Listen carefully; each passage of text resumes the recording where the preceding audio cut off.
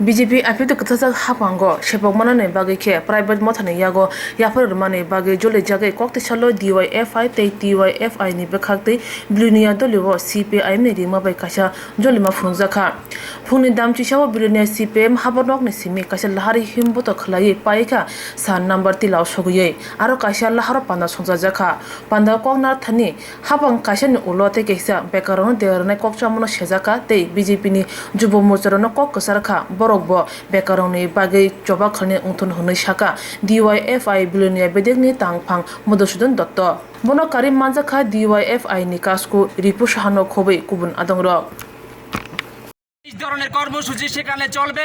আমরা যুবকের স্বার্থে কথা বলি, সেটা যে দলেরই হোক না কেন। কাজেই আগামী দিনেও এই ধরনের যুবকদের স্বার্থে আমাদের বক্তব্য সেখানে নির্দিষ্ট থাকবে। সরকার এই সার্কুলার প্রত্যাহার করো, তাহলে গোটা রাজ্যব্যাপী আমাদের কর্মসূচি সেখানে চলবে। এই কয়েকটি কথা এই দুই সংগঠনের পক্ষে আমি আপনাদের সামনে রাখলাম। দেখেছেন আমাদের রাজ্যের বিজেপি আইপিএফটি সরকার যুবকদের বিরুদ্ধে এক সার্কুলার সেখানে জারি রেখেছেন। সেখানে বলা হয়েছে 7টা এজেন্সিকে সেখানে নিয়োগ করা হয়েছে। আগামী দিনে সেই গ্রুপ সি থেকে শুরু করে অফিসার লেভেলে যারা চাকরি পাবেন তার জন্য সেই এজেন্সিগুলি তারাই সেখানে তাদেরকে ঠিক করবেন। তাদের বেতন কাঠামো কী হবে তারা সেখানে বলবেন। এই এজেন্সির মাধ্যমে সেখানে চাকরির জন্য প্রার্থী যারা তাদের কাগজপত্র সেখানে জমা পড়বে এবং পরবর্তী সময় তারা সিলেকশন করবেন, তারাই তাদের বেতন কত হবে সেটা ঠিক করবেন। আমরা ভারতের গণতান্ত্রিক যুব ফেডারেশন, উপজাতি যুব ফেডারেশন, দুটি বামপন্থী যুব সংগঠন এই ধরনের কালো সার্কুলারের তীব্র নিন্দা যেমন জানাচ্ছি, অবিলম্বে সেটাকে প্রত্যাহারের দাবিও রাখছি। এই কারণ তারাই বলেছিল যে 2018 সালের বিধানসভা নির্বাচনের আগে ক্ষমতায় আসলে পরে শুধুমাত্র রেজিস্ট্রিকৃত যুবক না, ঘরে বসে যদি মিস কল দেওয়া হয় তাহলে তার চাকরি সেখানে গ্যারান্টি হবে। তার সেই জায়গায় বছরে 50,000 করে যুবকের কর্মসংস্থান সেখানে করবে।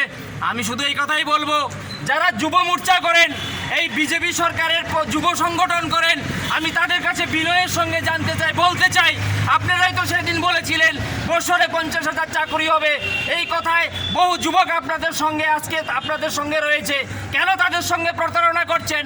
সরকার সেই জায়গায় যুবকদের বিরুদ্ধে যুদ্ধ ঘোষণা করছেন, আর যুব মোর্চার একজন দায়িত্বশীল বন্ধু হয়ে আপনারা তাদের পক্ষে কথা কেন বলছেন না? আমরা বলবো আপামর জনসাধারণের স্বার্থে যুবকের যে যুব মোর্চার যে লড়াই, সেই জায়গায় দাঁড়িয়ে যুবকদের কর্মসংস্থানের প্রশ্নে আমাদেরও লড়াই একই রকম। কিন্তু সেই জায়গায় চাকরি নিয়ে যখন রসিকতা করছে আমাদের রাজ্য সরকার, চাকরির থেকে যখন ছাঁটাইয়ের সার্কুলার জারি করছে, কেন সেই বন্ধুরা সেখানে কথা বলছেন না? কাজে আমরা বলবো আগামী দিনে এই কালো সার্কুলার যেন আমাদের সরকার, এই বর্তমান রাজ্যে যে বিজেপি সরকার রয়েছে সেই সরকার যেন প্রত্যাহার করে, না হলে গোটা রাজ্যব্যাপী সাধারণ অংশের মানুষ সেখানে লড়াইয়ের ময়দানে সামিল হবেন। এই কারণে সামিল হবেন কারণ প্রতিশ্রুতি ছিল তাদের, আজকে ক্ষমতায় আসা 3 বছরের মাথায় সেই প্রতিশ্রুতির কথা বেমালুম ভুলে গিয়ে 100% ডিগ্রি ঘুরে গিয়ে সেই জায়গায় যুবকদের বিরুদ্ধে যুদ্ধ ঘোষণা করছেন।